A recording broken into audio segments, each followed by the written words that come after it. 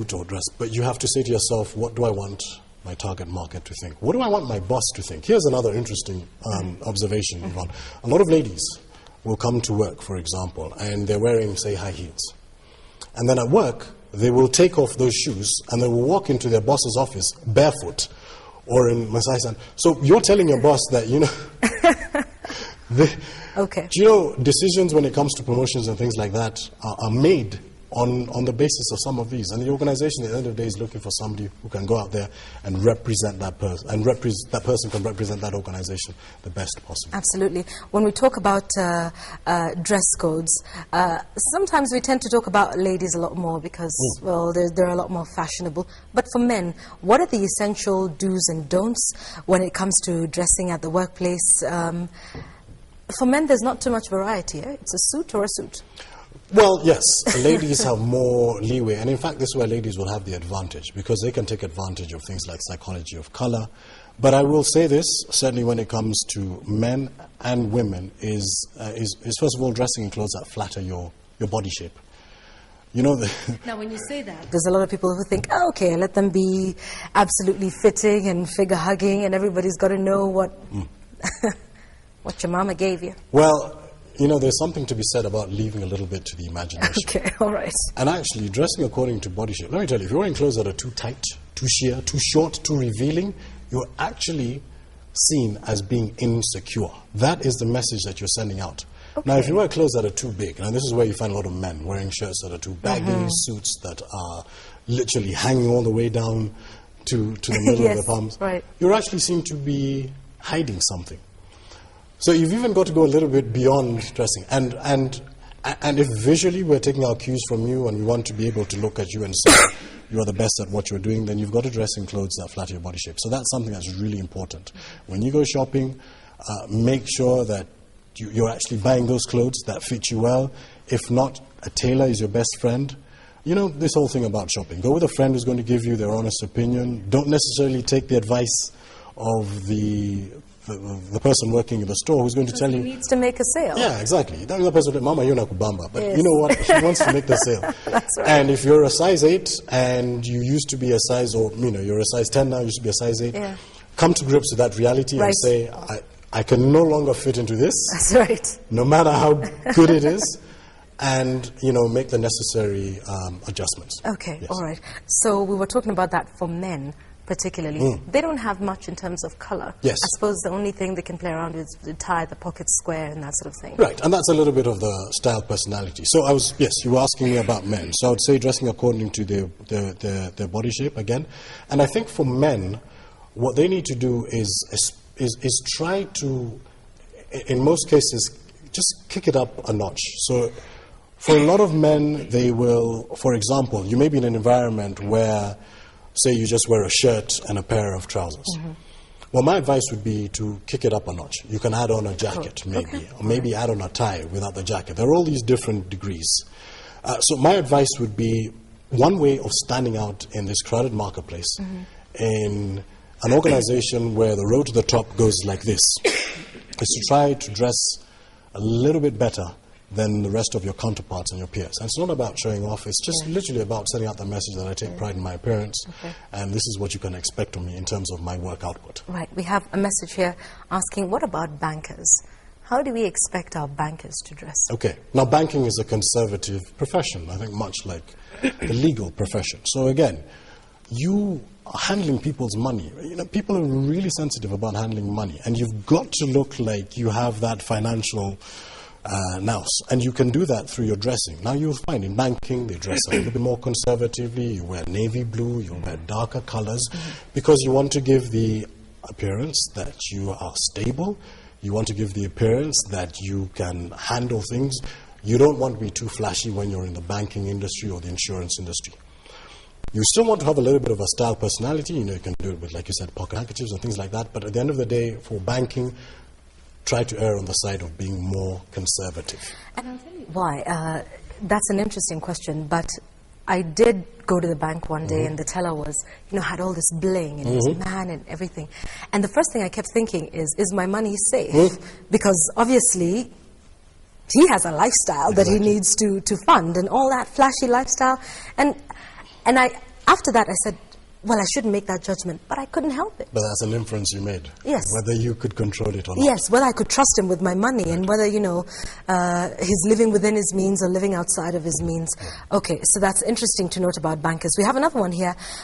Stephen Yabwa says, I believe he's an artist, and he says, please ask about artists' workplace clothes. All right. Now, an artist, people in the entertainment industry, there you have a little bit more room to play. Your style, personality comes into play there. Please, you know, this is where I would encourage you to go out and express yourself. And as an artist, you are responsible for yourself. You may not be working for another organization. So there you have the choice to dress in a way that expresses your creative side. So you have a little bit more leeway in terms of being able to dress. But again, if you are going to the bank and you are going to ask for a loan, what do you want the person who is responsible for giving you that loan to think? So if you say to yourself, I'm an artist and I'm going to go there with multiple earrings, studs in my ears, and that's how I express my personality, the chances are that the person sitting across there is going to look at you and say, this person is perhaps not giving me the right signals. So dress appropriately for the right occasion. But certainly in terms of entertainment, artists and things like that, there's a little bit more leeway in terms of expressing your style, personality. You don't have to be conservative. Okay, all right. But of course, knowing how to dress for which occasion, that's important. You've got to get the key. That's right. And in fact, let me add to that. For me, there is overdressing. You know, people a lot of times come and say, oh, Derek, you know, you really like to dress up. I say, first of all, I tell them, you're not the most important person that I'm seeing today. I was on my way to see the Prime Minister or something like that. All right. So I'm not even dressing for you. Fine. Just All get right. that out of it. Understood. But for me, if you can overdress, you can always take off the tie. You can always dress down. But if you are underdressed, if you show up for a black tie event in shorts and a T-shirt, there's nothing you can do about that. Go the opposite direction. So don't be scared of really dressing to the best. And that's your brand. At the end of the day, it's about, you know, showing people the unique qualities of your personal brand. So the question I'd asked on Twitter is, should dress codes be enforced at the workplace? Frida Winger says, yes, absolutely. If you want to protect your brand, your employees are a mirror of your establishment. They are. So how does an employer go about stating that this is a dress code without sounding dictatorial or tyrannical, or, you know, this is my space? Because, of course, you know, when you're running an establishment, you want to create a certain image about the brand of the organization, which also has its own brand. So what advice would you give to employers in terms of how to, you know, gently speak to your employees and say, well, you know, what you came to work with yesterday or what you're wearing today isn't exactly appropriate, because it is a touchy subject. I mean, you know, when you're telling someone that they don't dress well, it's a criticism, and it's painful to take sometimes. I know. It's sometimes difficult to legislate that sort of thing. I'll give you an example. UBS Bank, the Swiss bank, over 60,000 employees worldwide. Their manual on dress code is literally like a Bible. It is this thick. They are so prescriptive, even to wearing shirts with pockets and things like that. Every single minute detail for their employees. But UBS have said, these are the clients we deal with, this is the brand that UBS stands for, and this is how our employees, when they go out, when they're representing the organization, are going to be seen. So, for an organization, for an HR department, in terms of legislating the dress, I find decisions made by consensus are usually the best. So bring in people from the different departments or what have you, sit down and say, and have a frank conversation and say, this is what the organization stands for. This is our motto. This is our tagline. We are the best in Africa. We are world leaders. All the wonderful taglines. Do we want to show our clients visually that we are the best? And so that is a decision that is made with everybody's best interest at heart, let me say that. And everybody has had some input in that decision, rather than sort of laying down the heavy hand of the law and saying everybody should dress this particular way, because then you start building issues of resentment and things like that. All right. Is it your opinion, and this is your personal opinion, that in Kenya we take dressing as seriously as we should? It is. In my professional opinion, I don't think dressing is a priority when it comes to that. I think there's a greater priority placed on the kind of car that we drive and a little less. But it is changing. I think a lot of people are now saying this is one way of really exuding our personal brand. This is one way of showing off our authenticity. It's about that passion. Passion is not just in terms of the energy that you have when you're doing your job, but passion is in the way that you speak. It's in the way that you look.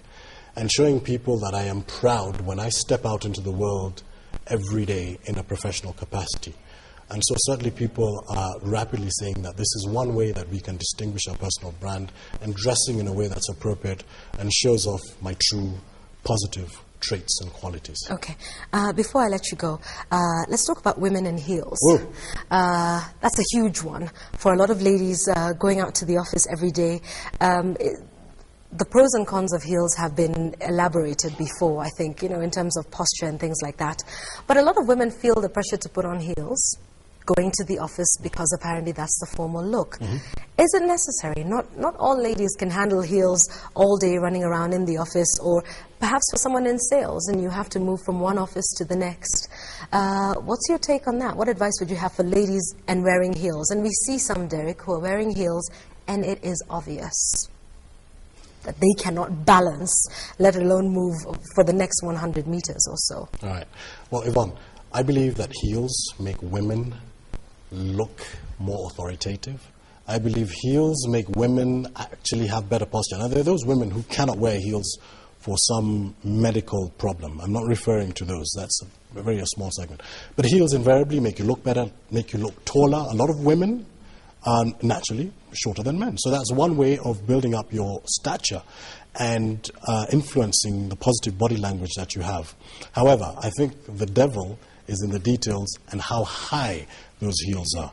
So tottering on 6-inch heels in a professional environment, in my mind, sends a wrong signals. Trying too hard, and yes. I think 3 inches, I mean, even if it's a little bit of a kitten heel, I think heels will invariably just make you look a little bit more professional as opposed to flats. Okay. But, you know, at the end of the day, I want you to be comfortable. And if you're running around as a salesperson and the heels are actually impeding your work, then I would be the last person to say you must wear heels. But do be aware that heels do have a positive effect in the workplace for ladies. Right. Well noted, well noted. Give us your final thoughts. Workplace etiquette, good grooming, dressing up. And like we've said, it's not expensive, it's not designer wear, it's not, you know, over the top. But just give us the do's and don'ts, and why what happened with the LSK is something that perhaps should happen in every workplace, from whatever small SME it is to the big organization that we work for. All right. I'll start with the LSK. I think the LSK brought that ruling is because they want the people who work within that organization to look like they are good at what they're doing. And one of the ways that you can show people that you are a top-tier lawyer, that you are good at what you're doing, is through visually representing that, and so looking your best. I think the more casual you are dressed, the more casual is the inference in terms of the delivery of your work. People are not going to know how good you are unless you actually show them. Okay. The visual is the entry. You do have to deliver. You have to be a great lawyer, a great banker, a great doctor, a great, you know, person in the media. But the visual is the entry. That immediately gives people a sense of the type of output of work they can expect from you. Okay. Look at the industry that you're in, find out what is appropriate, but look and feel like you are literally the rock star, the iconic person in your industry, and dress in a way that reflects your personal brand. Okay. I think I'll leave you with those words. All right, yes, absolutely. And getting some interesting feedback here, of course, about what's happening in terms of dressing, and we will be sharing those. Derek, as always, thank you very much for coming and for your insights there. We've talked about everyone from politicians to leaders to CEOs to bankers and to lawyers as well. I hope this has been of help to you. Talking about enforcing dress codes at the workplace, how important it is how you dress. It's now 10 minutes to 9 o'clock. We'll leave it at that for now. I'd like to remind you, though, that we have our live coverage of what's happening at the KICC with the presidential candidates presenting their papers to the IEBC. There'll be a rally after that. James Smart will be in around 9 o'clock. And remember, Rita Tinina will also be live from the KICC. Aaron Ocheng is at Uhuru Park, bringing you all the latest of that. Let's give you some feedback now with our discussions this morning. Okay, all right. Let's talk about this one here. It says the speaker, Derek Banga, has refined English. That can also be part of dressing accompaniment, I believe so. Good dressing with broken English is bad comedy. That's Michael in Comorak. Thank you for that. That's very interesting. Derek agrees with me. All right. There's another one talking about I'm sad that in the workplace, in a high office in Kenya, how ladies dress is a problem. They dress tupu, I think. We have to enforce that law. I wish I was the one to enforce it. Women would change their citizenship to the USA because I would be hard on that. Kenyan women have completely lost direction. All right, that is your say. Okay, this is a quick one, and I'd like to just get this from Derek before we go. Nurses wear white clothing. Would there be a difference if they wore black? White, as far as the psychology of color, refers to honesty, purity, and so I think that's why nurses do wear white or they wear blue. I think black would be a little bit too somber. Yeah, I think they would be preparing for my funeral rather than helping me recover. All right, okay, so that's a quick one. All right, Stephen Yapo, you say, great advice, Derek Banga, dress appropriate for different occasions, I'm well informed. George Mageta, you say, yes, what we wear depicts or dictates how people view us. We also have Frida Owinga again saying, what is appropriate? What do you want people to think? And that is the question that we should be addressing.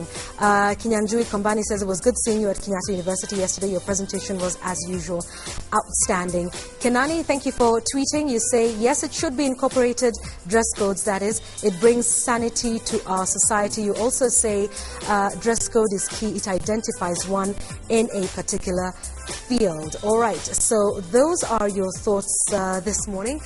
We've been talking about enforcing dress codes at the workplace, how you want to be perceived. In as much as it sounds vain, but it is who we are. We look at people and we judge them in the first 5 seconds.